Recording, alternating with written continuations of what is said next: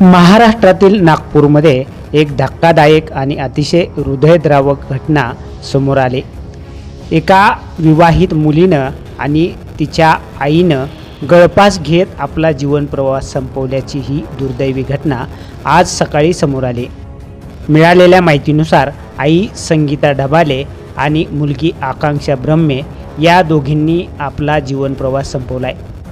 आकांक्षा ब्रह्मे हिचं सुमारे 2 वर्षापूर्वी लग्न झालं होतं।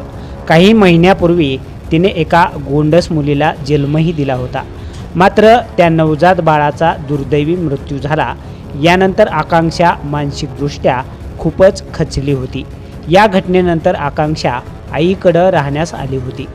प्राथमिक माहितीनुसार आकांक्षाचा पती लोकेश ब्रह्मे हा संपत्तीच्या कारणावरून वारंवार वाद घालत असल्याचं समोर आलंय।